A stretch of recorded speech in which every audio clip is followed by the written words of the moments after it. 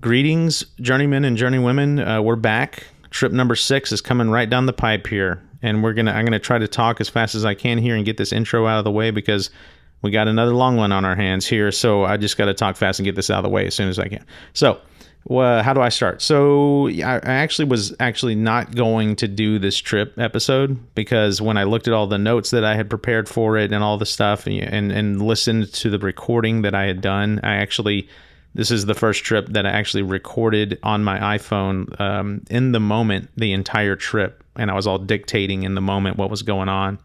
When I listened to the recording and I was prepping all of my notes for the interview and stuff, there's a lot of awesome whiz-bang badass stuff that happened on this trip. Like beautiful stuff and terrifying stuff and just really cool stuff.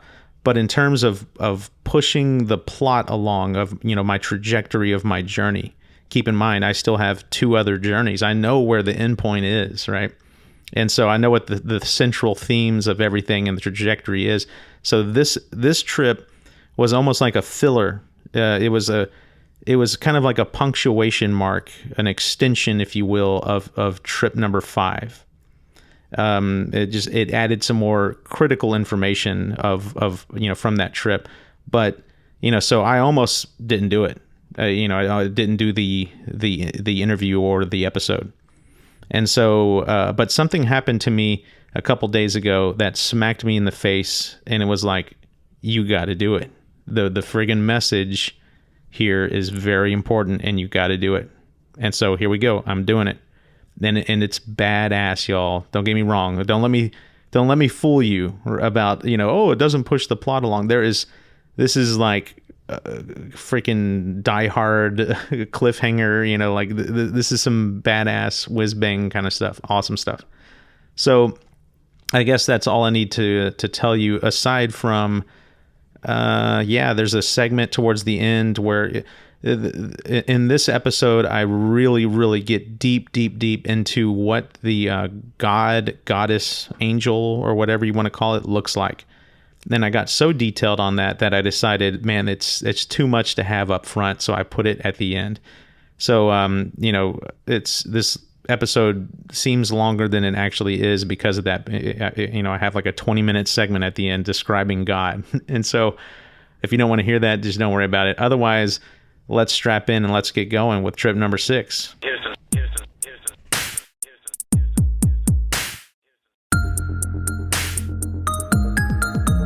Welcome to my journey through the Pantheos. Trip 6. Cups.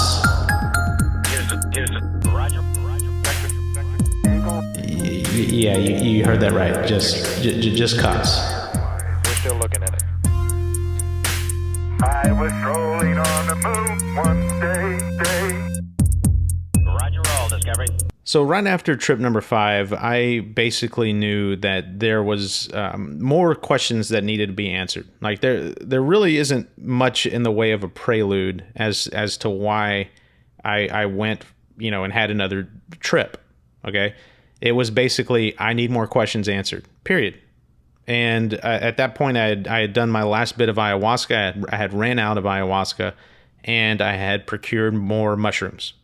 So I decided I'm going to finally go all in on mushrooms. I hadn't quite gone like full into the heroic dose. And that's what I did. And because I had such, tremendous luck tripping during the day, a lot of people tell you need to trip at night. The lessens the amount of light in the room and stuff like that and blah, blah, blah, blah, blah.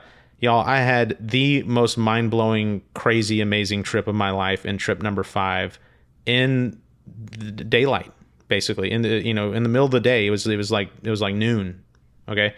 So I was like, I'm going to do the same thing with mushrooms. So I got some golden teachers. So I took 6 grams of mushrooms, and I took these mushrooms for some reason, y'all, looking at those, I keep mentioning tiles, in the patterns in the tile that make it look like marble or whatever, those swirly looking patterns. For whatever reason, that pattern, if I look at it, on psychedelics launches me into my trip. That's how I know it's about to go down. If I see all that starting to smoke and swirl around, I know I'm about to go in. So I went up to my, master bathroom, which has the most tile in the house, like that. Set up shop, right outside of the shower. Basically, I'm sitting in front of my tub, and I set up a little palette there. I got some music that I'm playing, and I'm kind of facing my closet with doors closed, and I'm kind of facing my closet and the shower. Right, it's like my shower and my closet are kind of in front of me there. And so I took 6 grams and I strapped in, sat there actually on the couch with my girlfriend, and watched some like PBS nature show until it started to kick in. And when I noticed, the whole vision expanding kind of thing, your field of view expands and your head starts to hurt, because you're starting to increase the gamma in your brain, the brain waves and everything. Your brain starts to hurt. And so when I felt the headache and I felt the field of vision expand, I knew it was about to go down. And I thought to myself, okay, go in and use the restroom right now before you trip, because you don't want to be in the middle of a mind-blowing experience and your bladder's about to explode. It's like, you just don't want to do it.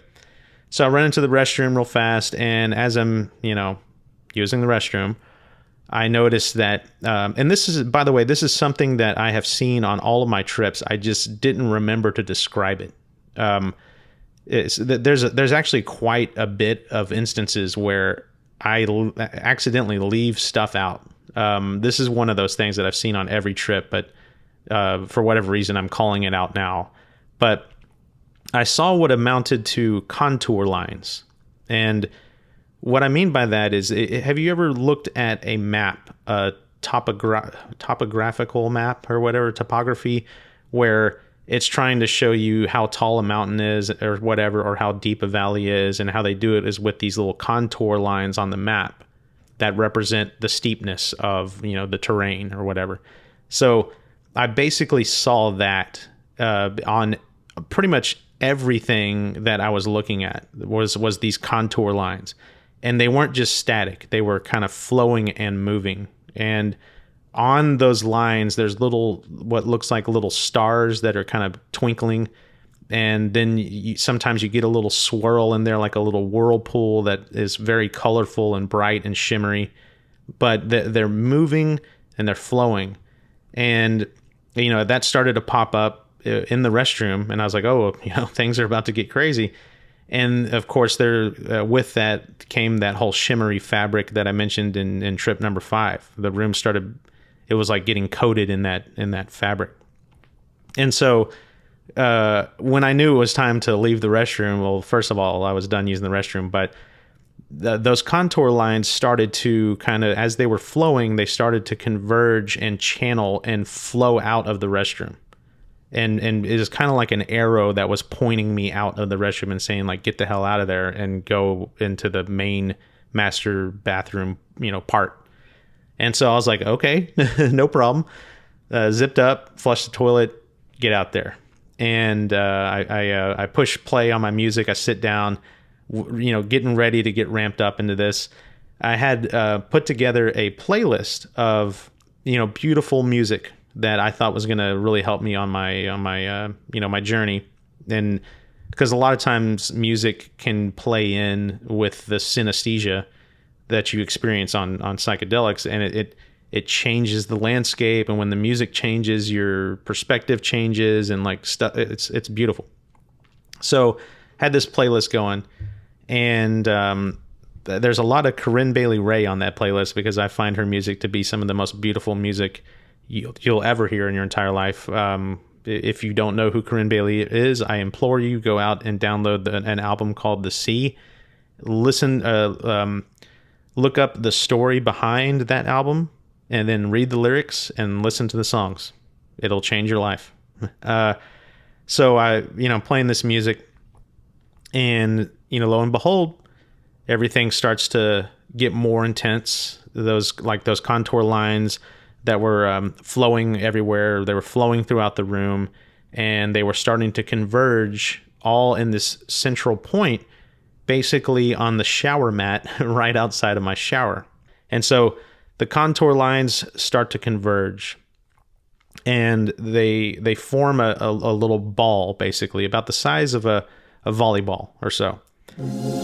Okay, y'all. So basically, what I'm saying here is that these contour lines turned into the godlike figure that I've always seen on all of my trips.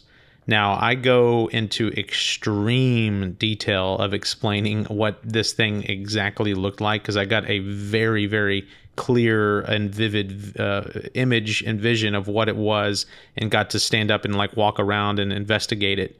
And I spend a good almost 25 minutes explaining exactly what it looks like. But it took too long, so I'm skipping past that part. But a couple things to keep in mind, because I mentioned it in my story, is that just the basics of what it looks like is it's like this crystal ball that has like a lens-like effect where it's bending light behind it, just like a lens. That's at the core. And then there's a humanoid-looking shape, or whatever you want to call it, like silhouette that is around it. And then it has these appendages on each side that you could interpret as wings. They're very symmetrical. And then also that there are these little orbs of light, probably about like 15 to 20 little tiny orbs. Some of them more bigger, but these little orbs of light that are orbiting the godlike creature. And then there's a cytoplasm, what I call it, like inside of this god creature being or whatever, that's moving around. And so the planetoids are kind of moving around it. Those little spheres are moving. The wings are kind of moving. They're flowing very gently. And then the cytoplasm inside of it is flowing very gently. And whenever you are, because I mentioned that a mushroom trip, you had to play charades with God. At least that's my experiences. It's not the same with everyone else, but with me, you have to play charades. So whenever you're playing charades with God, whenever you're starting to understand the message that it's trying to convey to you, those all those movements will increase in speed and fluidity. Like the cytoplasm will move faster. The little orbiting spheres will orbit faster. The wings will move faster, and sometimes they dance. And then if you get something incredibly right, you have what I call a hand clap moment, where if two people are talking and trying to convey something to each other that's very complex, and like the energy rises and people are like, oh, it's kind of like this, and the other one doesn't quite get it yet, but now he's starting to get it. And then when he finally gets it, you clap your hands. You're like, yes, you got it now.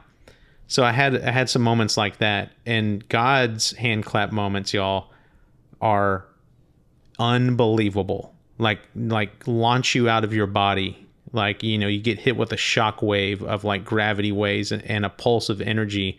I go into long detail about that whole thing. There's plenty more here, but I'm putting it at the tail end of the episode. I don't need to get into it here. It takes too long. So anyway, we're going to jump back, but that's the basics of the creature that I saw. So now getting back into the story. And again, I'm going to put the whole description of this at the end, because it is fascinating. But anyway, back to the story. So there's this beautiful, unbelievable, amazing thing sitting in front of me, ready to sit down and talk. And I'll never forget, I'm fumbling around with the music, and a song comes on that is slightly inappropriate. Corinne Bailey Rae's songs are just heartbreakingly beautiful, and it's definitely, in my opinion, like God music, like just beautiful stuff.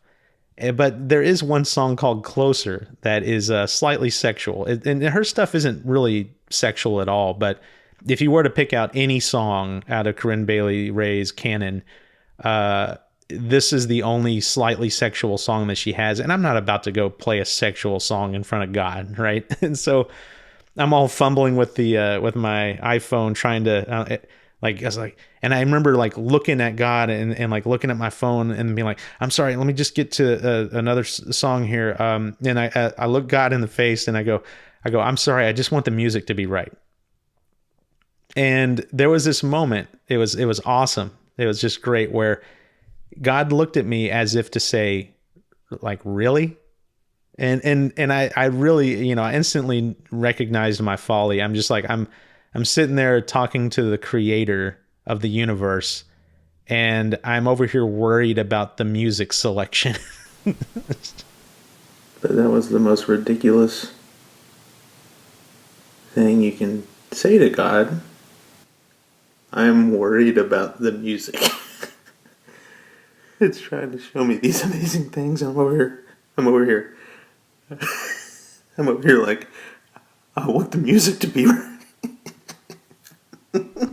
It was hilarious. So I just turned the damn thing off. I was just like, you know what? You're right. I'm turning it off. I turned off the music, and I'm sitting there with God. And right at the beginning, right from the start, it hit me with this vision that he just kept hammering home the entire trip, and other trips too. My most recent mushroom trip, he brought up the same image, and it was cups. Yes, you heard that right. Cups. So there's that, you know, God figure with the crystal ball and the little planetoids, and sitting around it is an endless array.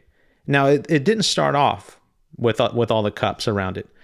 You know, it took form. It let me analyze it for a little bit, and then I sat down, and then when I sat down, you know, I said the whole thing about the music or whatever, and then once I had its full attention, it just kind of materialized a whole landscape in front of it and around me and all throughout the restroom and beyond. I mean, you could see through the walls and all this other stuff of cups, different sizes and shapes of cups. At first I called them glasses, but God was very insistent that they were cups. And so I was just endless array of cups. Again, all different shapes and sizes, and beautiful.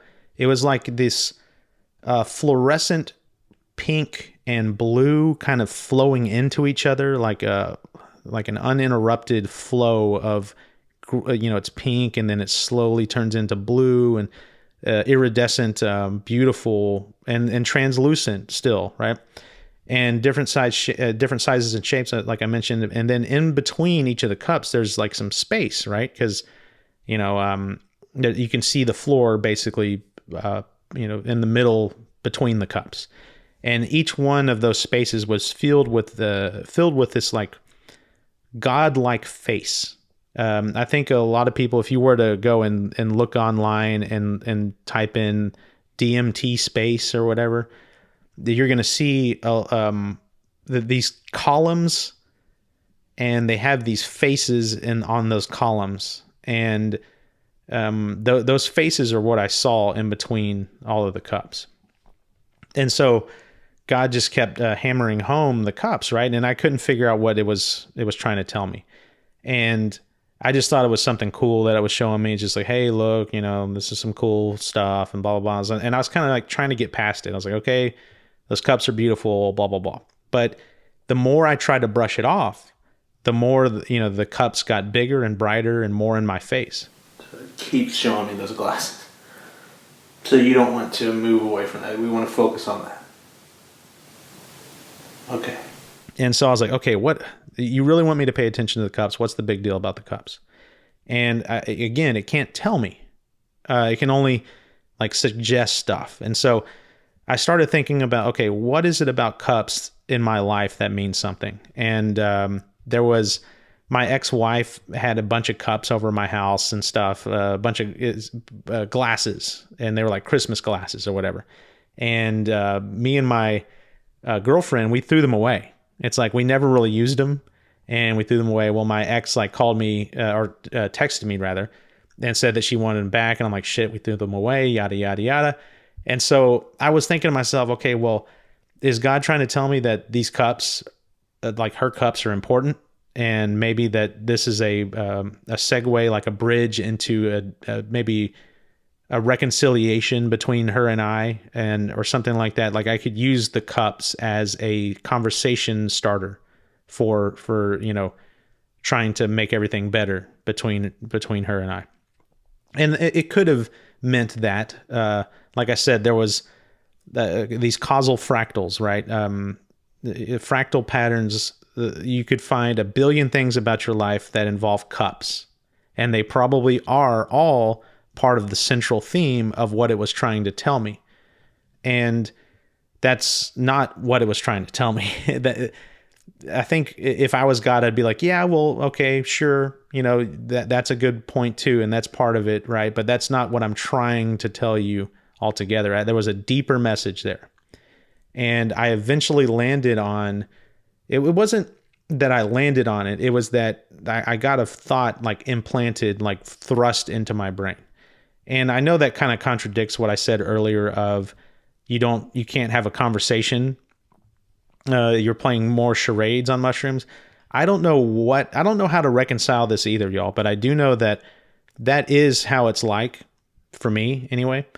But still, every now and then you'll get these thoughts that just get like slammed into your brain that aren't yours.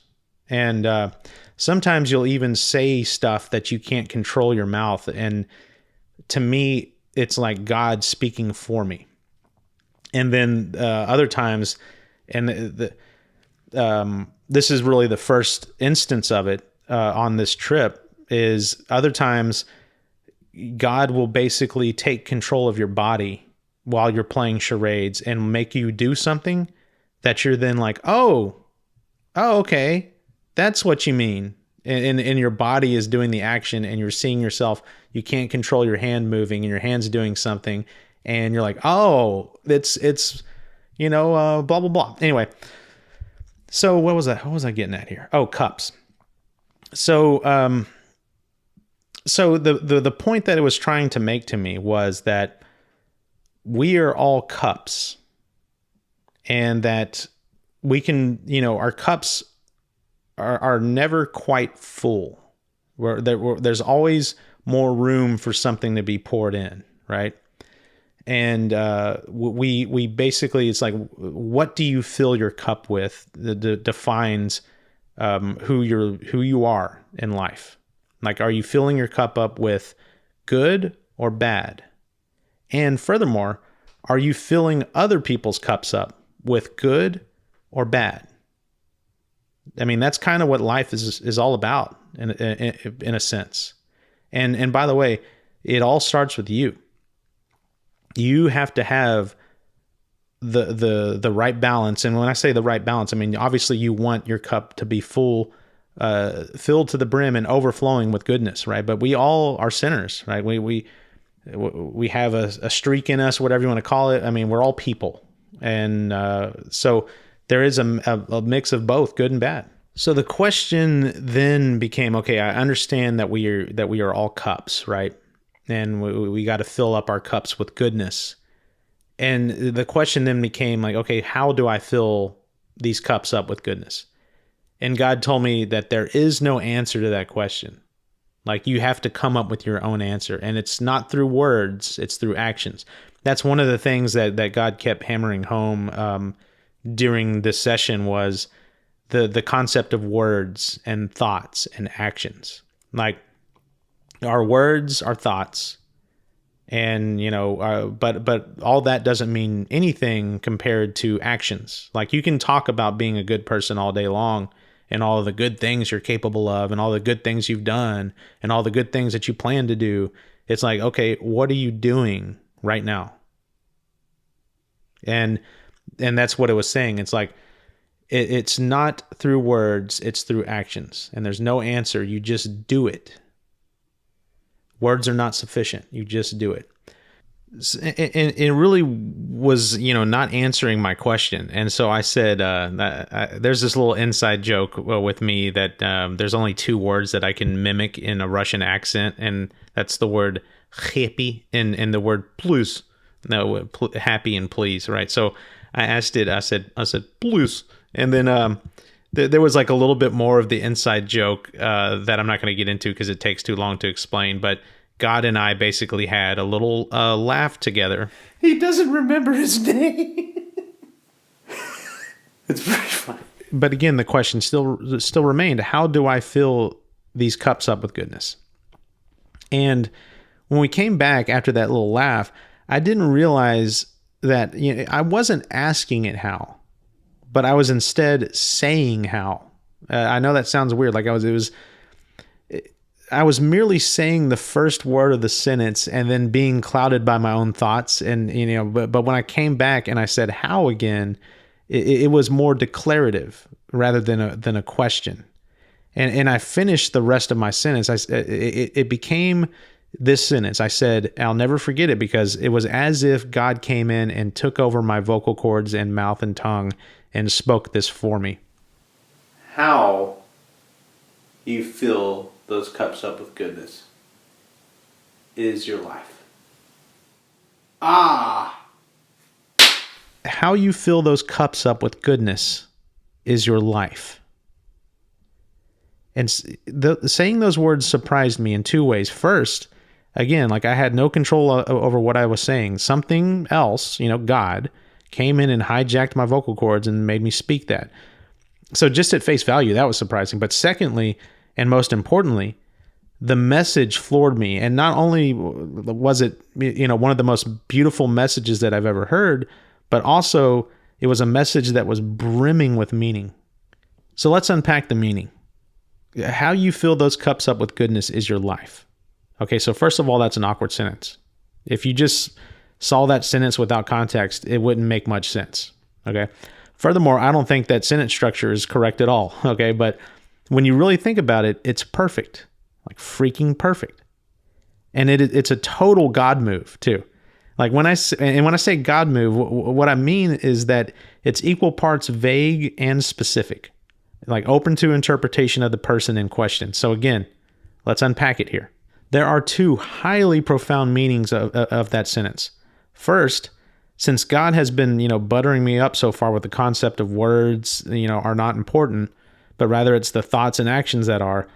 So, like by that rationale, what God is saying is you fill people's cups up with goodness by living a righteous life, a life of kindness, integrity, godly compassion, but also strength. Be a beacon of inspiration and hope in people's lives through your actions.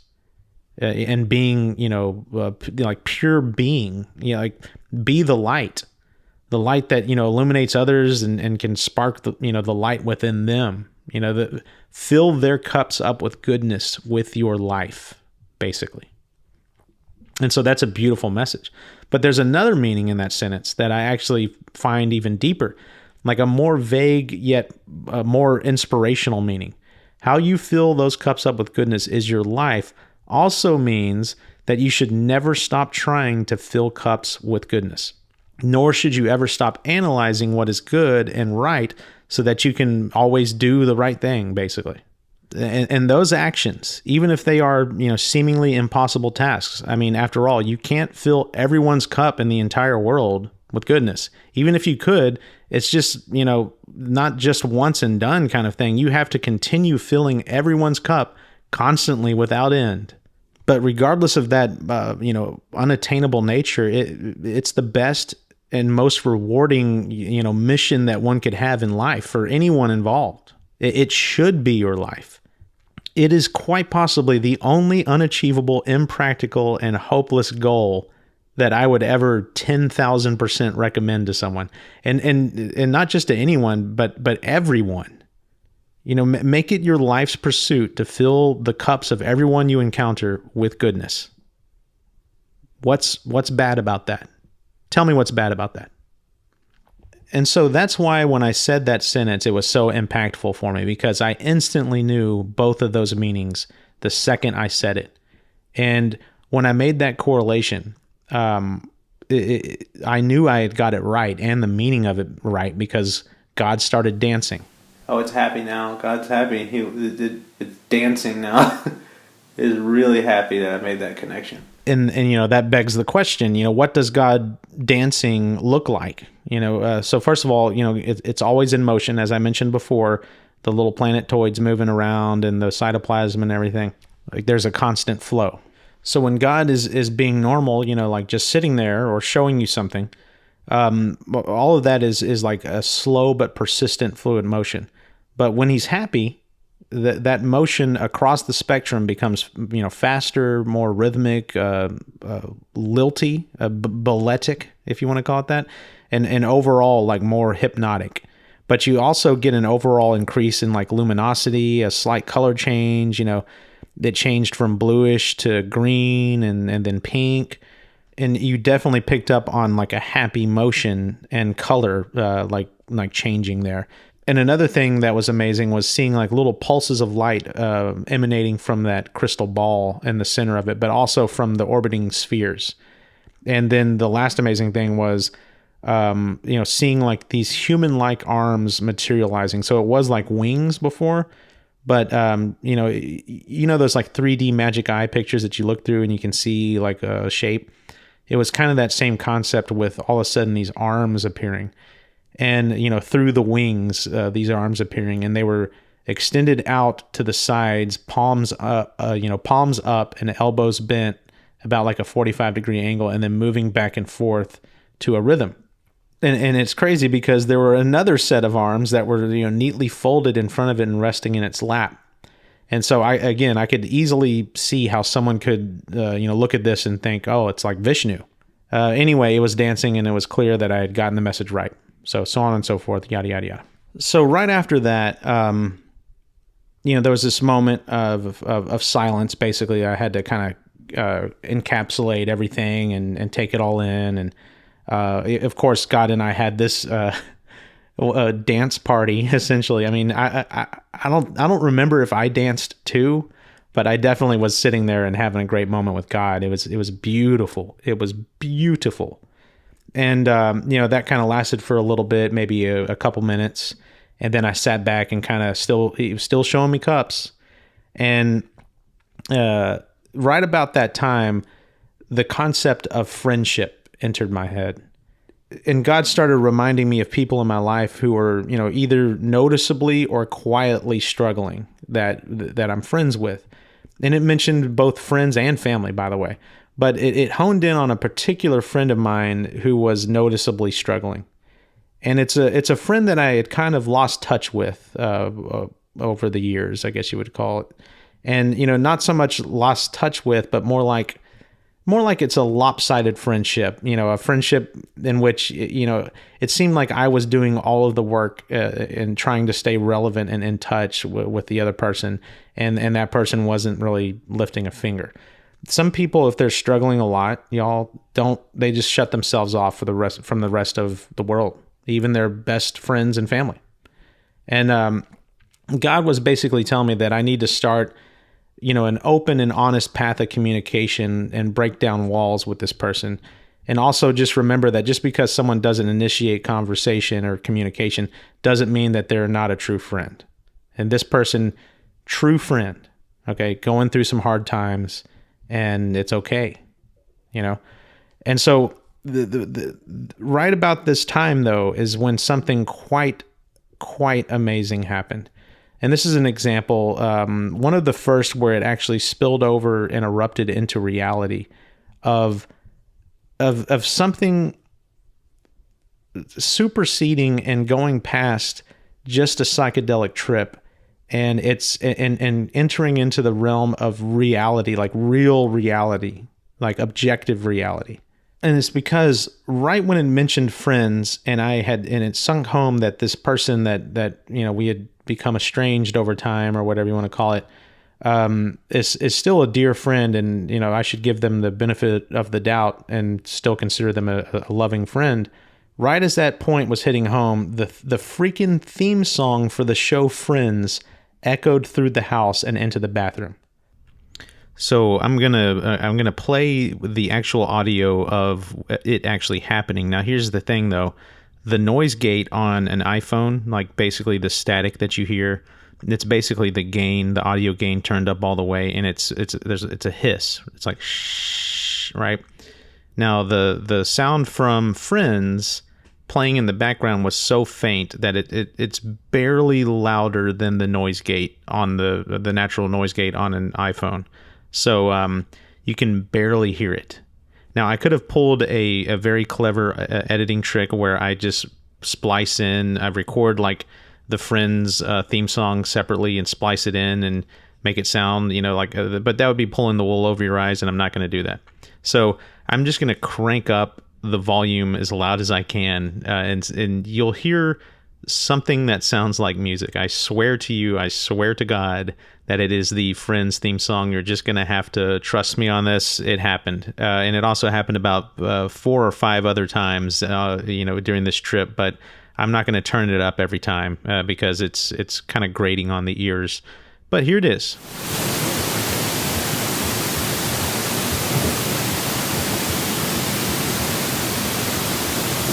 By the way, I would just like to point out that the theme song for Friends is playing right now. Let me see if you can hear it.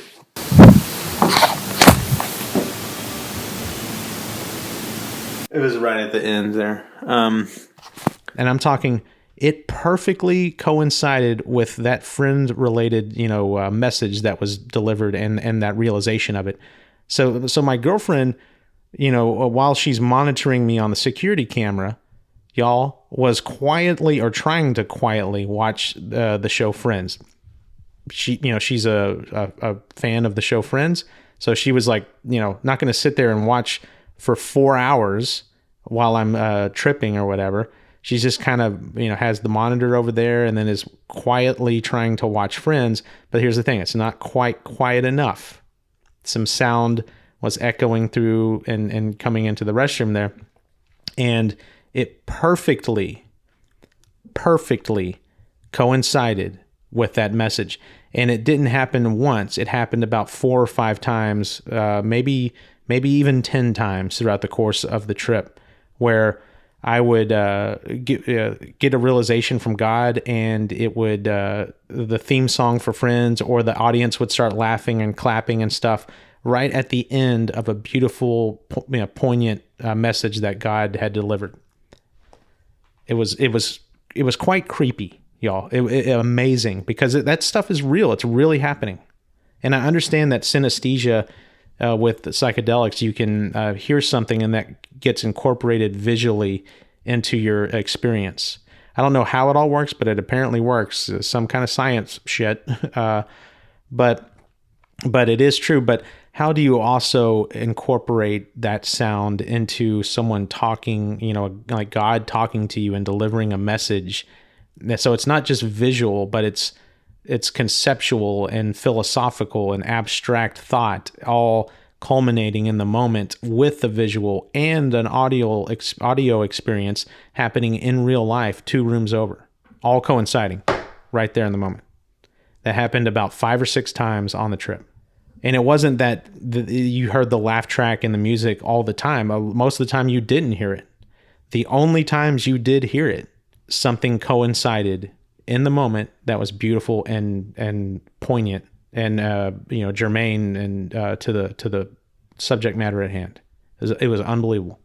So within that same vein of stuff really happening in the moment and it getting folded into the experience, there was something even more amazing that happened. Like I said, God's playing charades with me, right? It's wanting me to guess what it's trying to tell me. And at this point is where it took a kind of a darker turn. All of a sudden, out of nowhere, I started to feel very nauseous, as if I was going to vomit. Why do I feel sick right now? And the crazy thing, though, is that, mushrooms, at least for me, do not bring on any nausea whatsoever. Like I never have gotten nauseous over mushrooms. And I was perplexed as to why it suddenly hit me. I mean, it was intense. It was like all of a sudden I'm perfectly fine. And then within 2 seconds, y'all, I'm sick and nauseous and feeling like I'm going to throw up. And I even asked God, I said, why do I feel sick right now? But little did I know that what was going on is God was trying to change the subject and drive home a new point. That's deliberate. And that's when I knew it was deliberate. Like it came on so quickly, and I felt like a different kind of demeanor with God, and I knew that it was kind of trying to drive home a point. And anyways, I started to kind of like vocalize what I felt and try to analyze it, and I threw out the word infected. I feel sick, like infected. Oh, now watch yourself. Which is hilarious, because Watch yourself. this is right at the advent of COVID. Let's don't throw words around like infected right during these times. And by the way, when I said that word infected for the first time and said that we shouldn't use that word, the Friends theme song and audience laughter and stuff hit again, which was just amazing. Just they got the music and everything. There was literally a laugh track that just happened, and then it's like ba-ba-da-ba-ba-ba. Okay.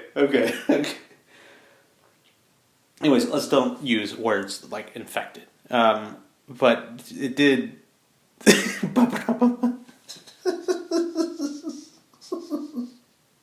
The timing was great.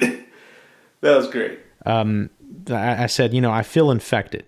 And I wanted to kind of stray away from that word because of COVID, and I had this pretty funny moment with God where I was like, "Hey, can we use a different word, like, please?" But it kept hammering it home, and I was like, "You know what? You're right. Let's go with we're gonna go with infection. I'm infected." You know what?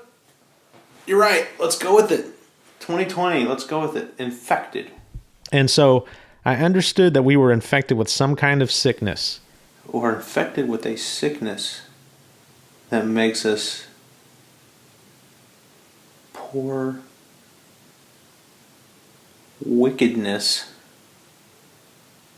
into glasses. But it was hinting to something deeper, but I hadn't quite put it together yet. And even though I hadn't quite put it together yet, I was working it out, vocalizing it and thinking about it in my head, and I noticed that God was moving differently. It wasn't the dance move, kind of thing that I was doing before. It was like it was becoming faster and more fervent, like the motion. I basically interpreted it as someone saying like, "Hey, you're on the right track. You're almost there. You almost got it. Like, think harder." About to have a hand clap moment, basically, right? Where the energy level is upping. And so I started to kind of restate what I had already said, but in a different way. And in so doing, I came across a word that is both a noun and an adjective. And again, is one of these words that has a poetic double meaning. And the word is evil. The infection it's evil. Yeah. Now, when you say that something is evil, you are describing it as such. You are attributing the negative aspects of that word to something. But that is not the true understanding. I said it's evil, initially meaning that it has the characteristics of something that is evil. And I even said with an inflection that made it as such. It's evil. Yeah. But then it hit me that it is not the adjective evil, but the noun evil. And the sentence went from it's evil to it's evil. The infection is evil. And when I said it with that inflection and understood that it was the noun and not the adjective, that is the moment when I made the connection. It was one of the most amazing things that I've ever felt in my entire life, the hand clap with God moment. When God was saying, "You're almost there, you almost got it," and then I hit it, and then those gravity waves, y'all, and that burst of light just floored me and almost knocked me out of my body. Yes. Okay, you made your point. Like, it just hit me with I looked up at God, and when I threw the word evil out there, it washed over me. Like a hand clapping moment, like yes, all right, we're cued in now. It washed over me like a wave, like whenever that point was made. It's like, yeah, it's evil. It's just like, woo, like almost sucked you out of your body. Like that's God making a point, ladies and gentlemen. It's like that's a that's a hand clap moment for God. It's like yeah, hey, we're in sync now, right? And I'm like yeah, and it's like whoa, like he almost pulled me out of my dang body. And from that realization, that we are infected with evil, there are so many conclusions that you can draw that relate perfectly to the actual, like concept of illness, right? And here's a handful of them right here. There are some people that have it worse than others. Like they are more sick than others. And then there's other people who don't even know that they are sick, right? Just like this is just like real illness, y'all. And there are some people who know that they are sick and intentionally hide their symptoms to get by. So, you either know that you're sick and you want to get help, but the timing just isn't right or something like that. Or, and this is the worst one, you know you're sick and you just don't care and you're hiding your symptoms. And this is kind of a win-win for evil because it leeches off of your own like self-preservation. It knows that you'll protect it because it knows you'll protect yourself. It takes advantage of this, natural instinct. It's a friggin' snake in the grass. And then, continuing on this motif here, there are some, sicknesses that hide their symptoms from their hosts. The true like disease, it's actually not beneficial for, pathogen or a virus or something like that to kill its host. Like, the parasitic nature of a lot of these, diseases and stuff, it's not beneficial for the host to die. Like you want to keep inside of the host and make a good life inside the host. So a lot of the reasons why a lot of these diseases are deadly because it's, cross species. The other species that gets the infection doesn't have the immune system in place to combat it, and it kills it. Whereas, the swine flu in pigs doesn't kill them. But when it gets to humans, it does. And so that's the point. And then the last little category here is, there are some people that are so far gone in their illness that there's little to no help. There's no hope. There's no hope or no help. And anyway, it started to hit home with me that people are caught up in the sickness and it's really not their fault. And I kept saying like, these poor people, it really fucking sucks, y'all. We didn't sign up for this. I mean, it takes advantage of us and it lays us low. It wrecks lives. And it's right at this moment where like just another unbelievable God moment where it took control of me and something real happened in real life and sunk the point home. I was trying to contemplate like how we help these people who are infected with evil, right? And so I kept saying like, how do we help these poor people? Now in the background, as I'm saying this, I'm sitting Indian style on the tile floor, and I'm tapping on my heel like unconsciously. How do you? Okay, so. And I keep saying like, how do we? These people are sick and they need our help, right? I'm tapping on my heel as this is happening again, subconsciously or unconsciously, and not knowing that I'm doing that, I start to say the sentence, "How do we heal these people?" How do you heal? And right when I got to the word heal, y'all, I had noticed that I had already been tapping on my heel unconsciously for about 15 seconds, 20 seconds, something like that. Healing. Yeah. Whoa. That was amazing. And so here we go with these words again, right? Heal, H-E-E-L, correlating it to H-E-A-L. Guys, I was sitting here making my point, thudding, trying to come up with the word. and the word is heal. Like I'm trying to heal these people. Like how do I heal them? But I'm making the thud and pointing at my heel. Yo, I couldn't control my hand. It was, again, unconsciously tapping on my... It was kind of like something trying to say, like, okay, he's eventually going to get it. Let me just keep tapping on the heel for him, and he's eventually going to make the correlation. And then I saw it, and I'm like, heal. Wow. It doesn't sound very impactful right now listening to me say this, but y'all, it blew me. It knocked me over. I was like, what? The word is heal, and I'm tapping on my freaking heel unconsciously. Couldn't control it. And again, right at that moment, y'all, freaking Friends laughter track and music popped up. There's Friends again. Listen. So the question became after that, it was, so how do I heal these people? And I had actually been told the answer already. I heal them with goodness. I heal them with my actions. I heal them with my life. And y'all, it was beautiful. It basically had me in tears.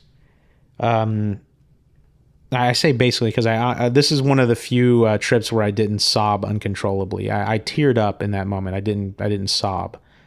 But anyway, yeah, it was beautiful. And that's when we started entering kind of the dark side of the trip, and there were some really deep concepts that I'm not gonna dive too deep into because I could be talking forever.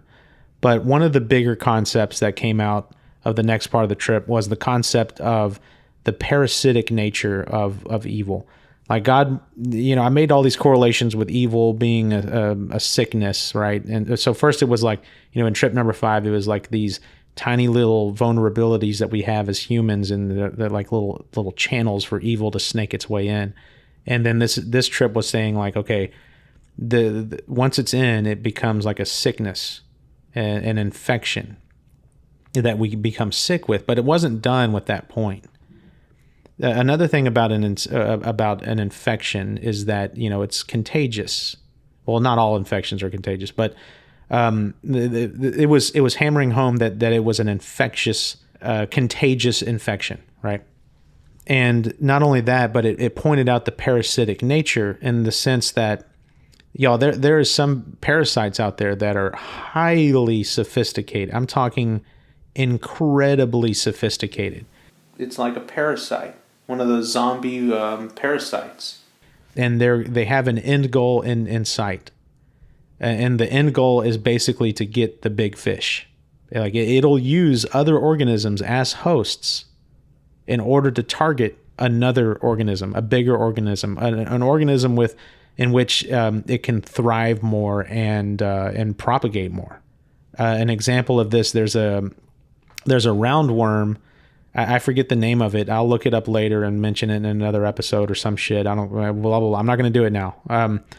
But there's a roundworm that it's like in the Amazon or something like that, and its main goal is to get inside of a bird. The whole point of this particular parasite, like its end goal, is to get inside of a bird. That's where it flourishes and I think reproduces or something like that. I don't remember what. But it has to get there through these stupid little ants. It doesn't start off in a bird because the bird like poops it out, right? So it reproduces and stuff in the bird, and then the bird poops it out. It lands on the forest floor in the poop, and what happens is it'll infect an ant first. It takes over the brain of the ant so that the ant will do its bidding. And remember, the parasite wants to be inside of a bird, so it hijacks the ant and turns it basically into a zombie that's going to do its bidding against the ant's will. And again, the ants, it's hive mind. You can debate if an ant has a will or not, whatever, blah, blah, blah. But the ant definitely doesn't want to do this. And what the parasite makes the ant do it first of all makes it leave its little colony. And they can't control themselves. They climb up to the highest point, The tallest tree or whatever that it can find or whatever, and they wait there. Then it gets on a little twig and latches on with its front legs and sticks its butt up in the air. And then their freaking abdomen swells up. I don't know what the roundworm parasite does to the ant's abdomen, but it does something that causes the abdomen to swell up and turn red. And it becomes bright red. And what it ends up looking like is a juicy berry. Well, guess what birds like? Juicy berries. So here comes a bird flying along. It sees, oh, look at this little... oh, that looks like a juicy little berry. Boom, bites it. They eat the ant, and boop. Roundworm is now inside the bird where it wants to be. The stupid little ants. How about that one? We're stupid little ants. That is what God showed me. Anyway, these ants, they get infected with this thing, and it consumes their lives. And they come up and they turn into delicious berries for birds to eat. And that's where the parasite thrives. It showed me that is exactly what evil is trying to do. Against your will, it'll make you do stuff. And you're a friggin' zombie. You're a zombie ant. We are zombie ants. Y'all. That can be taken advantage of. It'll use you. It'll use your friends and family. It'll use... It's the sleaziest opportunist you've ever encountered your entire life. It'll find someone who's mentally handicapped, and it will lay them low. It'll find someone that has genetic predispositions to addiction and all this other stuff, and it will lay them low. And it does not want you. It wants something else. It wants the bigger fish. It doesn't give a shit if you die. It is going to use you to get to that fucking bird. A friggin' parasite that wants to find somewhere where it can thrive.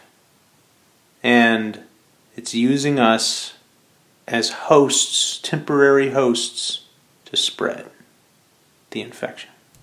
And that is what it showed me. And when I saw that, it scared the shit out of me, y'all. And this is when stuff started to get bad, really bad. So I went on a little rant before that where I was, kind of talking about how people, like, you guys don't understand what's going on here. This shit is real, da-da-da-da-da. And I started kind of like talking about, non-believers. And again, I was kind of really arguing, making these arguments against my old self. But I also got into the concept of how, just like a parasite, it can kind of mask what's really going on behind the scenes, right? And it can kind of make it look like you're normal, but you're really infected, and watch out because it's contagious and you're going to get it too. Or someone else is going to get it too, whatever. But so I started talking about the concept of like atheists and such, and like, public intellectuals who are atheists that can hide behind evil basically can hide behind that front of atheism, of agnosticism, or whatever you want to call it. Is that a word? Agnosticism? I don't know. But evil can hide behind that. And it's you don't know what you're fucking around with, y'all. You don't. It seems cute to be an intellectual and play around with, like, God doesn't exist and yada yada yada. That is the harbor, the safe harbor for evil to just come in and fuck you up. And it will fuck you up. When I say that it ruins lives, ruins families, believe me when I say that. When I say that it can kill, believe me when I say that, y'all. 85 million people, World War II only. And then you heard in my last episode where I was calling for half of the world's population. 4 billion people. Anyways, I don't want to get stuck on that again. But anyway, so I started talking about how it can hide behind, find safe harbor in like public intellectuals and stuff that don't believe in God and are vocal about it. And it hit me. There is a public figure. I'm not going to mention who it is because I don't want to cause any heat, because this person is looked at basically like he's a god. He's like the atheist god, basically. Everyone worships that guy. They get on their knees and they worship the guys. And this, it's a public figure, public intellectual. I'm not going to say what he does because then it would totally give it away. But a public intellectual, and he's atheist, obviously. And I saw an interview with him one time that it was just so cute. He basically said, like, hey, look, I may be atheist, but I'm also a man of science, and if there is proof that there's a God, I'm open for it. Like bring it on. Like I'm not going to shut my mind off to that. That then I wouldn't be a scientific person, and blah blah blah. And y'all, it sounds like he is just so honorable and so again so cute, right? I'll welcome it. It's a big joke. You might as well go up and flip that guy off, like right in his face, right there. It's basically him. He's being all cute about it, and it really bothered me. It's like guys, look how smart and open-minded I am. I'm even going to open my mind up to the possibility of a God. Now I'm atheistic, but if God showed up with proof and all this other stuff, yeah, I'd believe it. Bring it on. It's just like, what a joke. What a fucking joke. And so I'm talking about this guy, and y'all, I actually met this guy. I saw that motherfucker. I'm sorry for using that language. I saw that guy in New Orleans, and I'm talking about it in my recording of the trip as I'm sitting there, and I will never forget this, because this is the first time that something, I call it the rot. This is the first time that the rot hit me. And it is mortifying. Mortifying. So I met this guy in New Orleans. Saw that dude strolling around, gallivanting about town, right? He's making his way down down one of the, I think, Royal Street or something in the daytime. And I'm like, oh my God, that's so-and-so. I tap my wife. I'm like, oh my God, that's so-and-so. We're like, oh shit. And so I'm like, let's follow him. Now, I kept my distance. I do not like to inconvenience people, and especially celebrities. Like, so many people go up and pester them all the time. I don't want to be that guy. So I made sure I kept my distance and made it look like I wasn't stalking him, which I actually was. But anyway, he goes into this art gallery, and I follow with my wife at the time. And again, I don't want to come up and bother him, so I keep a safe distance, probably like 40, 50 feet.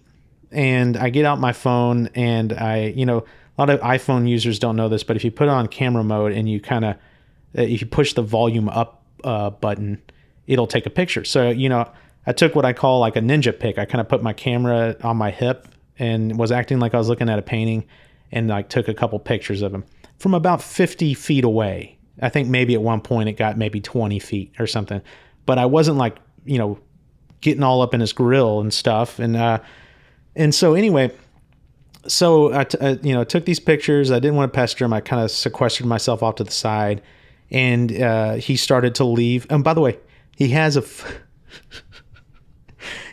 fucking monocle. Guys, did you know he has a little monocle? And everyone thought it was cute. They're like, oh, isn't that sweet? He takes out his little cute little monocle to look at these paintings. And anyway, he leaves the art gallery. And my wife's like, oh, let's see where he's going next. I'm like, no. We've already kind of overdone this here. We don't want to make it any more obvious. We had our run-in with the guy. That's all we need.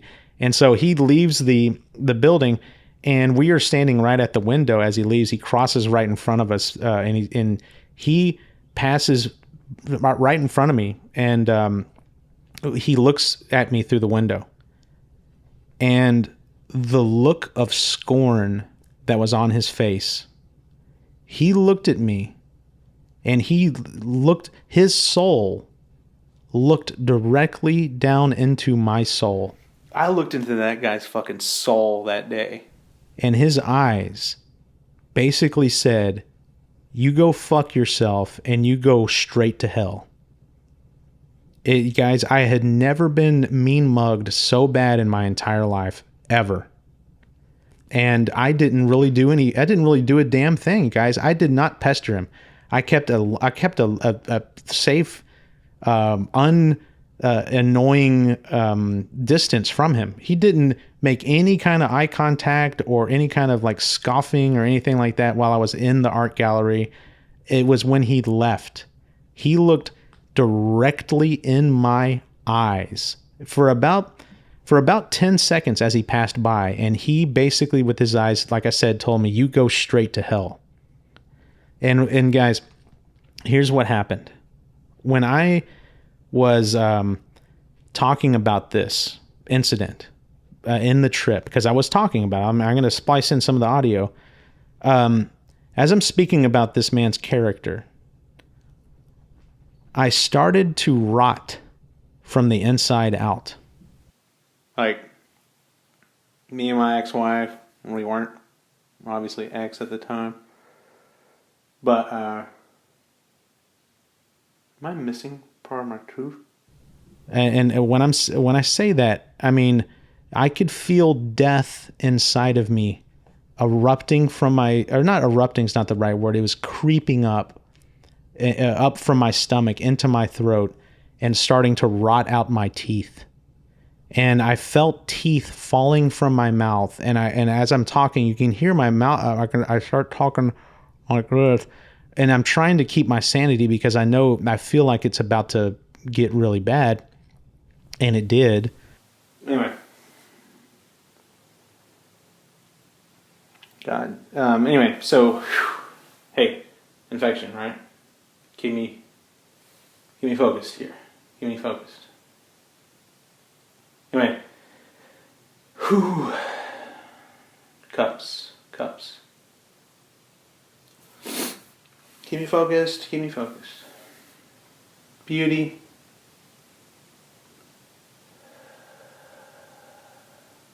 There's nothing wrong with my teeth. Everything's intact. Let me pull back. Everything's intact. Nothing wrong with my teeth. I'm I'm probing with my tongue inside of my mouth and seeing what's going on, and I'm feeling missing teeth and teeth that are cracked, and again I'm rotting from the end. My nose is starting to rot, but my mouth I'm swallowing teeth and parts of my jaw even.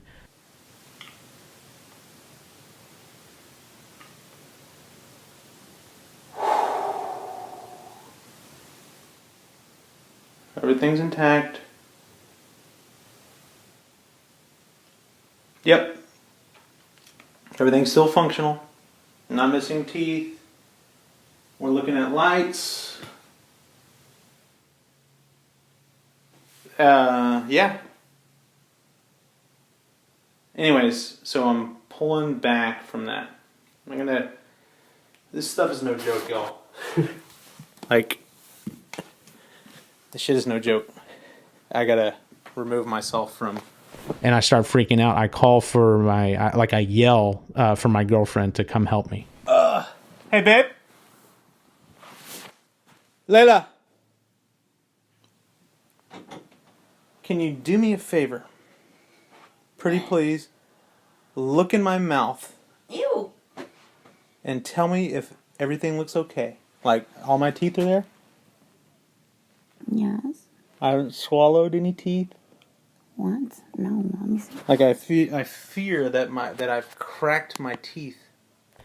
I knew I was hallucinating, obviously, because I'd taken 6 grams of mushrooms. But I was like, surely my mouth isn't really rotting. But I also thought to myself, I have been, trying to conceptualize these really deep and heavy topics like people infected with evil and stuff, that maybe I clenched my jaw so hard at some point that I cracked some teeth. And so I'm actually worried that like, oh shit, like I have broken teeth and I'm swallowing them. And so I really start to think it's real now. And I'm like, I call for my girlfriend to come in and help me out. And she, assures me that everything's okay. And, but I'm still convinced, like, even though she said, hey, all your teeth are there and you're fine. Guys, I felt like I was rotting. Like I feel with my tongue that there are pieces of my teeth missing. Mm-mm. Okay, everything's intact. Y'all, this is how powerful this shit is, y'all. I'm sorry, babe. I'm sorry to pull you into this. And y'all, it's no fucking joke.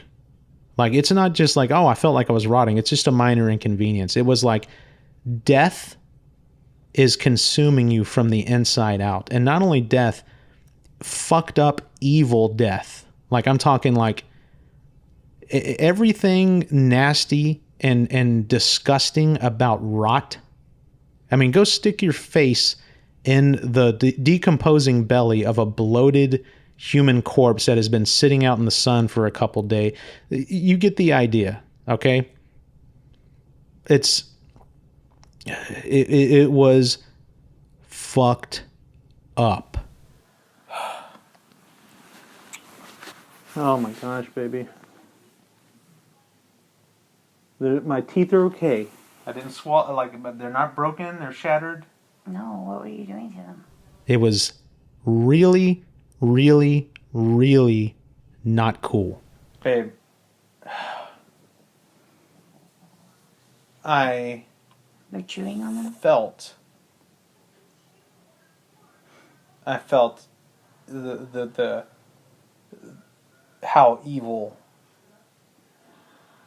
whatever it is, I felt how evil it is and what it kind of gets behind. Like the stupid bullshit. Like the stupid bullshit in life, that can be all explained away through science and all this other stuff. That's like a cloak. It's a cover-up, babe? It's a cover-up. Guys, my teeth are still here. Yes.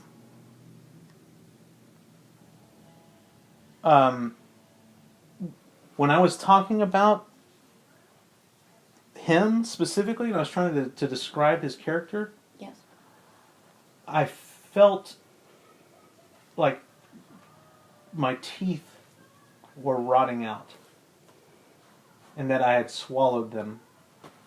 And like these words that are speaking about this guy, those words of describing that man's character were rotting my mouth.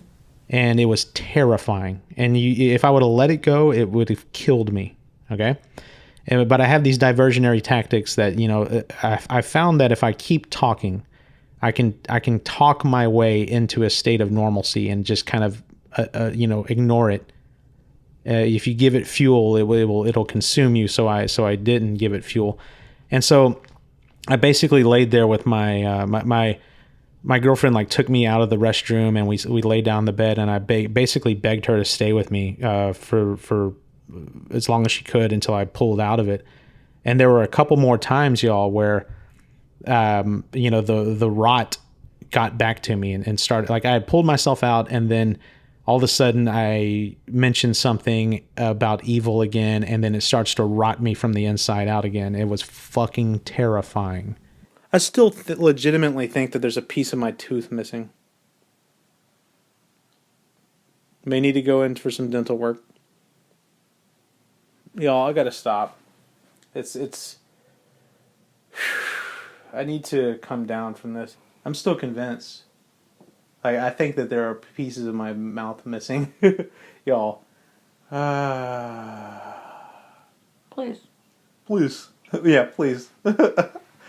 Oh, God, baby. Please. Please don't let me go. Never, baby. Don't let me go, babe.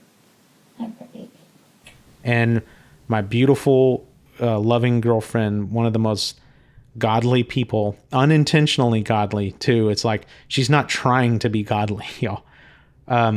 She saved my life again for like now it's the like 5th time that she saved my life. And this is so terrifying stuff, y'all. Mortifying. I wouldn't waste it. I wouldn't wish it on my worst enemy ever. And right about then, I'm pulling out of it. My girlfriend, my sweet girlfriend, is helping me and consoling me and making sure that I'm okay. I still think my teeth are rotting, but I eventually start pulling enough out of the trip where I'm by this time we're hours and hours in, where it's starting to wear off, and I'm like, oh, okay, I'm coming back, everything's normal, and I start talking to her about the trip, and I mention the theme of the trip was cups. Cups, babe. Cups, babe. And y'all, no bullshit. Guys, I don't know much about the show Friends. Okay, I was a Seinfeld guy. I really hated Friends. Well, I guess I liked Friends for 2 reasons, and that was both of Jennifer Aniston's nipples. That, as an adolescent kid, that is the only reason that I liked the show Friends. God bless Jennifer Aniston and the producer's decision to be like, hey, let's put her with no bra for most of the shows. Anyways, I digest. So I don't know much about the show Friends. I couldn't tell you what a single episode was about, and so I'm sitting there talking to her, and I'm talking about the concept of cups, and she says, oh, do you want to play cups? Do you want to play cups? I just love you so much. Oh my gosh, I love this woman. You want to play? And I was floored. I was like, hold on, this is perfect. Let's play cups. I was like, please tell me that there really is a game called Cups. And she's like, oh yeah, you want to play it? And I'm like, oh, this is so perfect. And I was like, yes, let's play Cups. I want to do this. This is what it's all been leading up to. And I'm like, okay, how do you play Cups? How do you play cups? And I'll never forget what she said. She said, you make it up as you go. Just make it up as you go. And I'm trying to hold back the Hold on. Say that again. You just make it up as you go. Am I still recording this? Please say it. I've been recording for how long now? 2 hours and 10 minutes? Please say those words one more time. So to play cups, you make it up as you go. Mm-hmm. What I went through in that experience, those beautiful memories, those beautiful experiences, and then the concept of evil, bringing people low and wrecking their lives, and just throwing them away like used napkins, and being a parasite, and then me rotting from the inside out. Having looked, evil right in the face. Those words of you make it up as you go was one of the most beautiful things that I've ever heard from one of the most beautiful people that I've ever seen in my life. Whew. Sorry. Please explain more. I want to hear, babe. I want to hear you and your just glory. No. I want to hear you and your glory, this instrument of God right here, ladies and gentlemen. But how do you play cups? And then come to find out that it's not a real game. It's the best part. It's actually a segment that they did on the show Friends. Okay, how about you know what? We can play a new game. It's fun. Joey was like a big gambler or whatever, and Chandler was like trying to get him to play a game. Well, what's it called? Cups. He had lost a bunch of money to Chandler, and Chandler tried to throw him a rope by saying like, "Oh man, why don't we play Cups?" And it's a game that he literally made up on the spot. I don't know how to play cups. I'll teach you. Come on. It's really easy. Really, really fun. And fooled Joey into thinking it was a real game. What do you got? 4 and a 9. You're kidding, right? No, why? Well, that's a full cup. Damn, I am good at cups. You win. The freaking show, y'all, Friends, which was a big part of my trip, had a game on it called Cups that you play and you make it up as you go. I don't understand. The statisticians and the science geeks out there are all like leaping through their phones and car speakers right now, wanting to choke me out, saying like, dude, don't you understand? It's not as big a deal as you think it is. Your girlfriend loves Friends. She always watches Friends. Of course, that's going to be part of your trip. And so what if it got, folded into your trip? Psychedelics is all about synesthesia, and stuff is going to get folded in anyways, and blah, blah, blah, blah, blah. Y'all, I get it. You will never know what it's like unless you were there. That all may be true, what you're saying. That all may be true. But it also is equally true for me that it was magic in the moment. And it's still magical afterwards. Cups.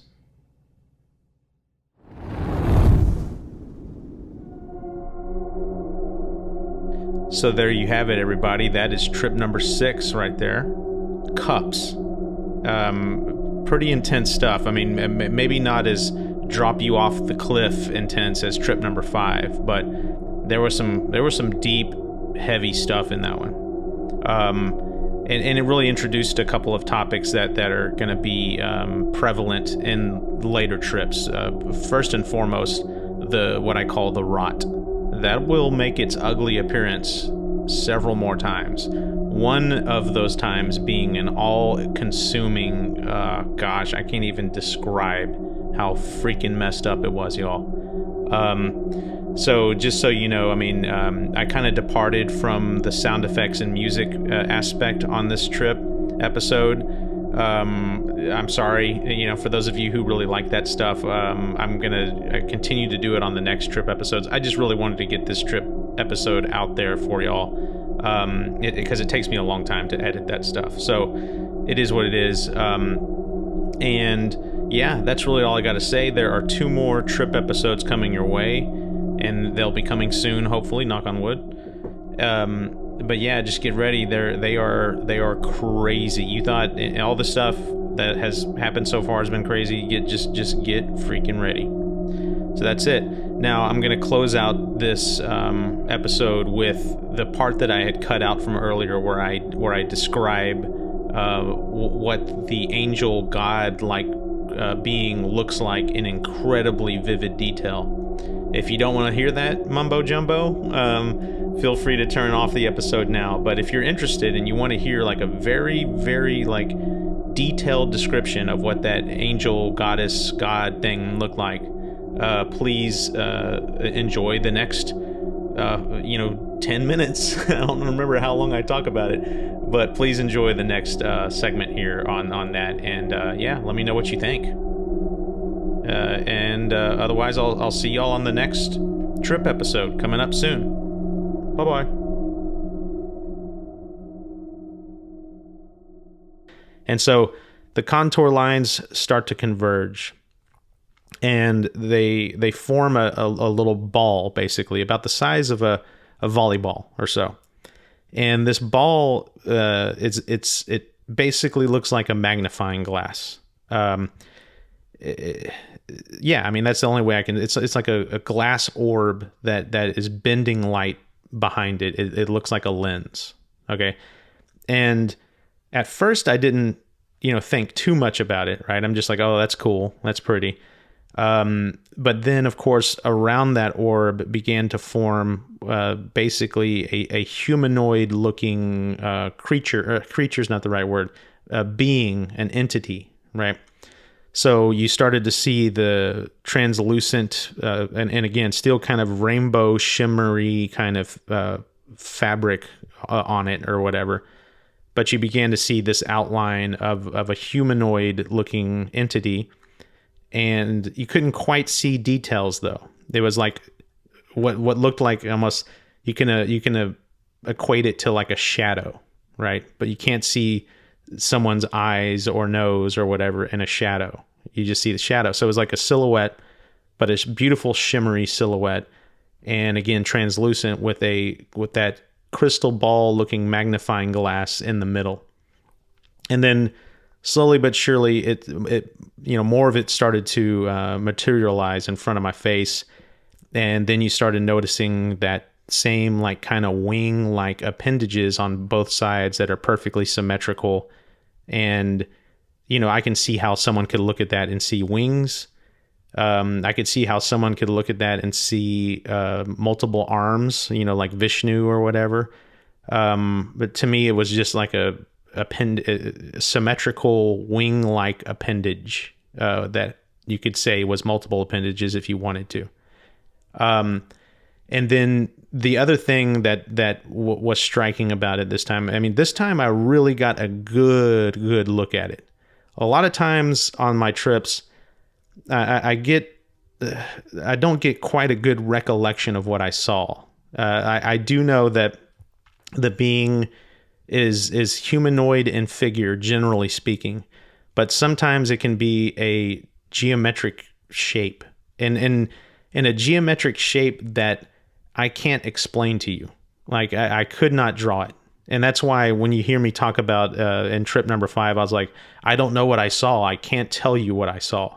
That's because it represented a geometry that I cannot conceive of. I cannot draw it, and I therefore cannot explain it. But this time it was a clear humanoid figure. Same presence though. When I say same presence, it had that same jovial, joking around, happy, loving, caring, beautiful. Just it's like your best friend and your mother and your father, and it all at the same time. And just like, I know some people don't have really good relationships with their fathers or mothers, but just imagine having the best father and mother you could possibly imagine, all folded into one, and it's also your best friend, and it's also you, and I could go on and on. So, and again, I'm really wanting to describe this being in great detail here because I haven't in previous episodes. I kind of glossed over it and said, "Oh, I saw the face of this beautiful woman," right? Or, "Hey, I saw this. I can't tell you what I saw, but it was beautiful." I really want to get into it here because it is amazing. Okay, so again, crystal ball, lens-like, thing in the center. Around that is a humanoid, silhouette, and these beautiful wing-like appendages on the side, and it has this shimmery, rainbow-like fabric all around it. And then sometimes it changes colors to like blue. Like it was actually blue a lot of times. Sometimes it turned into green, and then other times it was that rainbow color. But it mostly was rainbow colored, and sometimes would change to blue, and then very randomly would change either to green or pink sometimes. But the other thing that was amazing was you saw these suspended particles around the goddess. I call it God, but you saw these suspended, like orbiting particles. Would almost look like little moons that were orbiting the being, and I'm talking probably a good dozen to maybe a couple dozen of them. and different sizes and shapes, or not shapes, but different sizes, and they were kind of orbiting slowly around it. And while during the trip, when it would make a point, like when it was trying to hammer home a point, those little orbits, those little orbital planetoids, or whatever you want to call it, moons or whatever, they would start to move faster when you were getting closer and closer to realizing something. And whenever you got the point, if God was trying to convey something to you and you weren't quite getting it, but you were getting closer, those, like I said, they would move faster. And then whenever you got the point, there would be an eruption. Like those moons would move so fast, and then they would like kind of start to light up and get like really hot looking, and then you would get this burst, and also the wings and stuff would move faster, and you just saw, and also there was like what amounted to like cytoplasm inside of this being. And if you recall from like biology, back when in junior high, when we were studying like single-celled organisms and cells and stuff, cytoplasm is that basically goop, if you want to call it that, like jelly or something like that, fluid kind of like stuff inside of a cell that has all these particles in it, and pieces of food and other things or whatever, and it moves around inside of the cell. It's like a gel kind of thing. And so that's another part of this organism, this being that I was looking at, was this cytoplasm that would move very slowly. And again, whenever it was trying to lead you to a realization and you're getting close to having the realization, the planets would move faster, the wings would move faster, and this cytoplasm inside of it would start to flow and move within it faster. And there were a couple times on this trip where I would guess what, because again, on mushrooms, you have to play charades with God, from what I've experienced. Anyways, let me just also say here, guys, I've been talking a lot of, I've been saying that a lot of stuff is like, this is what happens. And this is, it sounds like I'm saying like, you will only experience it this way. And that's not the case. Okay. My experiences were my experiences. You could likely have a completely different experience and completely different takeaways. Maybe you won't even see any of these beings. Maybe these beings will only be evil. If you do see them at all, maybe you won't even have a mystical experience at all. There is like a small percentage of people, I think like 2% of people, if I remember the statistic correctly, that have absolutely no experiences at all no matter how much psychedelics they take. So anyways, but I will say that a lot of people, the majority of people who go in that deep with the correct set and setting and so on and so forth, they see what I see basically. So anyway, from my experience, mushrooms, you're having to play charades with God, versus ayahuasca, where God can just straight up tell you and you can have a flowing conversation. So I'm sitting there playing charades with God, and as it's showing me some kind of message that I'm supposed to take in, again, I'm trying to guess, and I'm getting closer to the realization. The planets are moving around it faster as I'm getting closer to the point. The cytoplasm inside of it is flowing faster, and the wings are moving faster. When I finally reach the point where I've made the realization, there is an eruption. All of that builds up so much and gets so much kinetic energy or potential energy or whatever. And when it turns into kinetic energy and you make the realization, y'all, literal explosion from God. And I call it a hand clap moment. It's like whenever you're talking with a friend, right? Let's say that you're in this very passionate discussion, and you're trying to get your friend to understand something, and your friend doesn't quite get it yet, and you're like, oh man, it's kind of like this. It's like, do you get it? It's kind of like, and the other guy's like starting to get excited because he's starting to kind of get it too. And then there's this moment where you make the connection, like the guy that you're talking to, or gal, understands what you're saying, and they're like, oh, I see what you're getting. It's like this, boom, boom, and then you clap your hand. You usually go, and you point at them or something, and it's like boom, you've connected. You're synced up now. It's a beautiful moment, actually. I call it a hand clap moment. So God's hand clap moments, y'all, basically knock you out of your body. And there's a couple points in this trip where that's what happened. He was trying to convey something to me, and I got it. And y'all, it was, like I said, all of that stuff moving faster and forming a perfect focal point. And then that focal point exploded and shot basically energy and gravity waves right at my skull. And when I say gravity waves, I'm not joking around.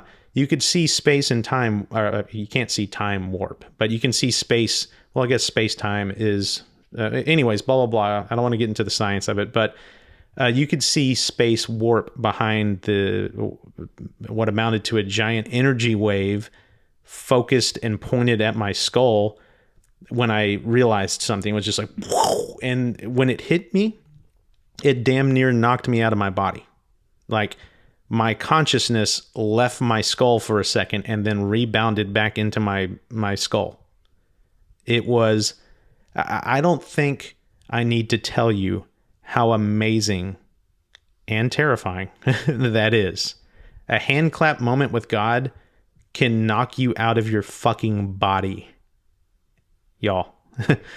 And again, I know there's some people out there like, you didn't see God, blah, blah, blah. Guys, I'm not even going to fucking try with y'all, okay? Just take them yourselves.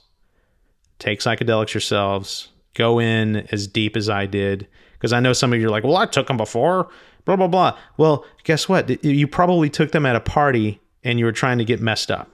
You did not go in with the same intentions and focus or whatever that someone who's trying to change their life fundamentally and you know, find the root cause and rip it out by the root. You have a different experience, okay? And again, I want to stress that again, y'all. These were my experiences. My experiences are likely going to be a lot different than yours.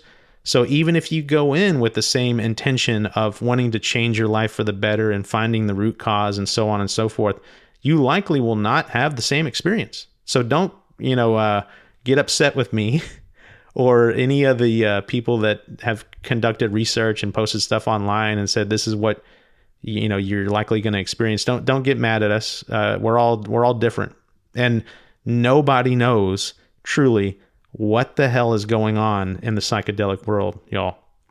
Okay, y'all. So have I beat that over the head a little bit too much there? I think so. We're now 30 something minutes in here. The last thing I'll mention about the God figure that I saw was going back to the crystal ball, like lens, like central core of it. It took 3D form. It was actually there. It wasn't just a projection in my mind. Now, the mind is a very powerful thing, right? And people. Whatever. There's so many mysteries about the brain that we don't understand, and it very well could be capable of producing a hallucination like that. I mean, if you think about 3.5 billion years of evolution, in 3.5 billion years, you could create something sophisticated enough to produce a hallucination that's that sophisticated. Blah, blah, blah, blah, blah. Bullshit, bullshit, bullshit, bullshit. What I saw, y'all, was fucking realer than real. And for me, what sold it, what really made it hit home was the 3D aspect of this central core, the crystal ball looking lens like thing. Because y'all, again, you don't become some buffoon on psychedelics. You actually, in my opinion, get smarter. Your consciousness rises, your brain waves increase in chaos, and that is directly related to consciousness, as I mentioned in the last episode. It's called gamma. Your gamma increases. You become more lucid. And so I was smarter, in my opinion, and the very first thing I thought was like, okay, well, This thing has a lens-like effect. Let me move around it and investigate it some and kind of take a little scientific approach here and not just sit in one little spot. And so I got up and I kind of moved around and looked at this thing. And what was amazing to me, y'all. Okay, have you ever held up a magnifying glass and like moved your head around, right? What happens in a magnifying glass is the image gets reversed. And so when you move one way, the light that's bent in the magnifying glass moves in the opposite direction. And also, there's a very consistent, obviously, because you're looking through a physical object, a very consistent warpage. There's not like any glitches or like moments where, the image has to like catch up with something and compensate, blah, blah, blah. It's a fluid motion. It's reversed and it's perfect because you're looking at a real object. That is exactly what I saw when I was moving around and trying to test the reality of this thing that I was looking at. The crystal ball, the distortion of the light behind it, was perfect. A flipped image and moving in the opposite direction as I was, and seamlessly and perfect. And I would squat down and look at it and it would change. And I can understand my brain creating some kind of angel looking deity looking thing, right? Again, 3.5 billion years of evolution could conceivably come up with something like that. But the level of how in the hell does evolution create a perfect, seamless representation of warped light behind a lens that isn't there, but is there? like how the hell could it do that? What is the evolutionary advantage of that? Like, I can understand the evolutionary advantage of believing in an afterlife and evolving something that shows you that it's real, right? Like, hey, okay, how are we going to make this human believe in an afterlife? Okay, well, let's create this angel-looking thing, right? That he can't explain. I get it. Okay, that's a hard sell, or not hard sell. That's the wrong word. That's like a dead ringer. It's just like, okay, boom, I see an angel. I believe in an afterlife. That's an evolutionary advantage. But what is the evolutionary advantage of freaking warped light in a lens and moving in a consistent and fluid manner as you walk around and squat down and analyze this crystal ball looking thing from different angles? How the fuck is that an evolutionary advantage? Sorry for the cursing, y'all. I promised I would stop cursing. But to me, this thing, it took 3D form and it was real.